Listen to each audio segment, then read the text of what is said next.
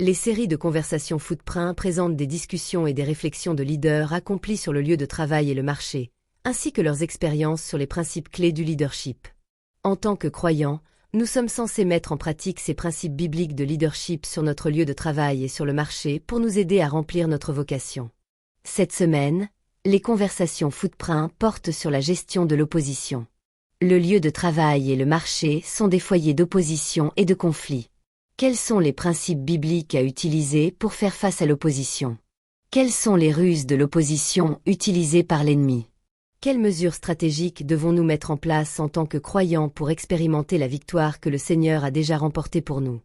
Nous sommes honorés d'avoir à nouveau le gouverneur Némi pour partager son expérience et ses idées sur ce sujet important. Souhaitons la bienvenue à l'honorable dans les conversations Footprint. Je suis heureux d'être à nouveau parmi vous pour partager mon expérience avec vous et votre auditoire.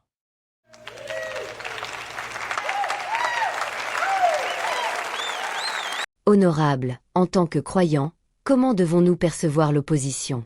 Comme quelque chose à fuir. Je plaisante. En tant que croyants, nous devons accueillir l'opposition et ne jamais en avoir peur. Beaucoup de croyants sont assis sur leur talent, ont peur de lancer une idée d'entreprise ou d'occuper un poste par crainte de l'opposition. C'est pourquoi je voudrais d'abord mettre l'accent sur le côté positif de l'opposition. C'est vrai, honorable. Beaucoup de croyants sont morts avec des idées d'affaires qui auraient pu changer des vies, avec des talents qui auraient pu inspirer et être utiles à l'humanité, tout cela par crainte de l'opposition que cela entraînerait. Veuillez nous parler du côté positif de l'opposition. En tant que croyant, vous devez savoir que vos adversaires veulent vous dominer parce qu'ils ont peur de votre potentiel. Les adversaires ne combattent pas votre présent, mais votre futur. Les adversaires ne gaspillent pas leur énergie et leurs ressources sur quelqu'un qui n'a pas de potentiel. C'est pourquoi vous devez vous estimer digne et privilégié par votre potentiel lorsque vous êtes confronté à l'opposition. C'est très intéressant. Donc, cher public, considérez-vous comme digne et rempli de potentiel lorsque vous faites face à l'opposition. Et tu dois savoir que toute personne qui ne veut pas que tu réalises ton potentiel peut facilement se laisser utiliser par le diable pour t'opposer. C'est la dimension spirituelle de l'opposition qui est très importante et doit être notre priorité et non les êtres humains impliqués. Quand tu te concentres sur cette dimension spirituelle, cela te connecte fortement à ton Seigneur, ce qui garantit ta victoire et ton témoignage. Sois donc dans la joie car tu es du côté des vainqueurs et ta victoire et ton témoignage t'accompagnent lorsque tu fais face à l'opposition. C'est une perspective incroyable. Honorable. Pouvez-vous nous aider à mieux appréhender cela à travers votre expérience? Sambala, Tobija et Geshem voyaient au-delà des portes et des murs. Tant que nous, les Juifs, serons dans l'opprobre, désorganisés et sans espoir, ils continueront à nous dominer. Ils avaient peur de notre pouvoir si nous nous organisions, nous unissions, nous protégions et nous sécurisions. Ils ont cédé facilement au diable parce qu'ils avaient peur de notre potentiel. Je vois. Donc, peut-on dire que le diable aussi avait peur de votre potentiel? Oui, bien sûr. Imagine seulement l'impact sur le royaume du diable lorsque nous avons terminé les portes et les murs, et que nous nous sommes assemblés, unis, levant des mains saintes, chantant des louanges et adorant notre Seigneur qui nous avait donné la victoire. Le royaume des ténèbres était en désarroi et dans la consternation ce jour-là. C'était ce potentiel que le diable craignait et non les murs et les portes. Waouh! J'aimerais voir les visages de Tobija et ses camarades ce jour-là. Oui, ce jour-là où le potentiel qu'ils redoutaient s'est réalisé et où nos lèvres proclamaient un témoignage à la gloire de notre Seigneur. Leur opposition a contribué à rendre notre témoignage encore plus glorieux et puissant. C'est extraordinaire. Les Kando Leaders ont un poème dramatique intitulé « Ode à Tobija ».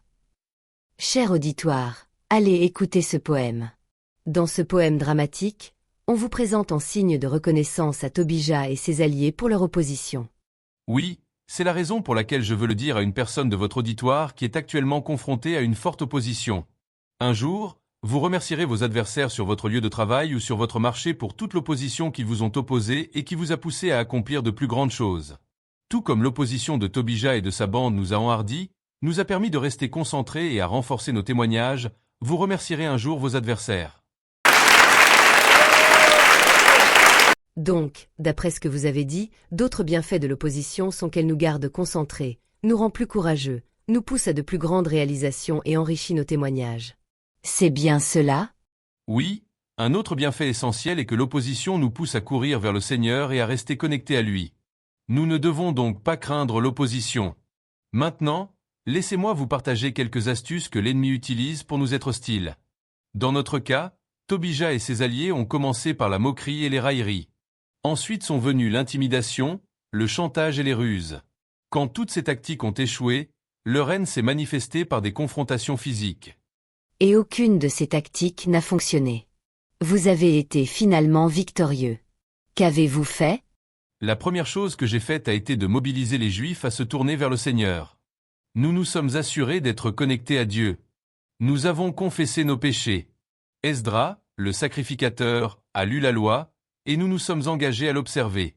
Je priais constamment et je disais aux Juifs, « Souvenez-vous du Seigneur, grand et redoutable, et combattez. » Je comprends pourquoi son Excellence Moïse nous a aussi dit, lors de la série de conversations Footprint sur la résolution des conflits, que la dimension spirituelle du conflit doit être notre priorité car elle détermine l'issue du conflit. Oui, la victoire appartient à l'Éternel. Nous devons donc nous focaliser sur lui. Nous nous sommes focalisés sur le Seigneur et il nous a donné des orientations stratégiques pour contrer l'opposition. J'ai encouragé les Juifs à être inébranlables, résistants, vigilants et unis pour se battre jusqu'à la fin. Sur les conseils du Seigneur, j'ai déployé des gardes et des travailleurs armés. Nous avions une force de protection et une force de construction.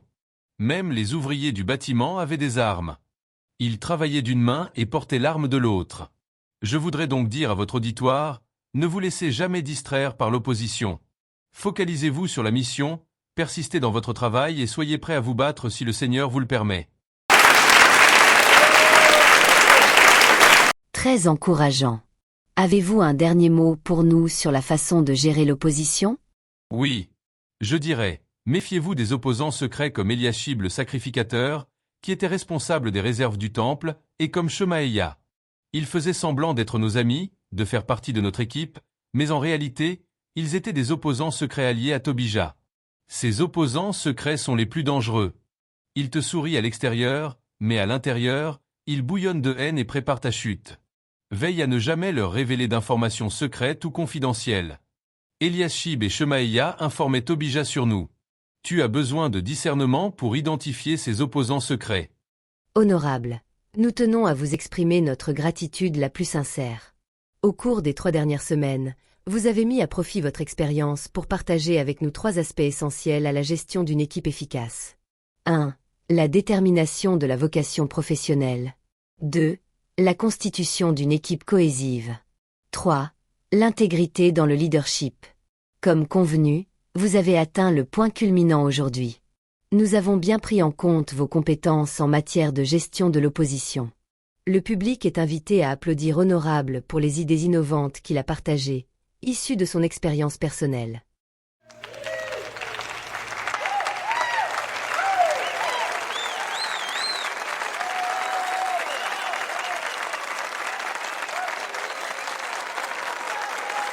Si la série de conversations Footprint a été une bénédiction pour vous, veuillez la transmettre à d'autres personnes pour qu'elle soit une bénédiction pour d'autres.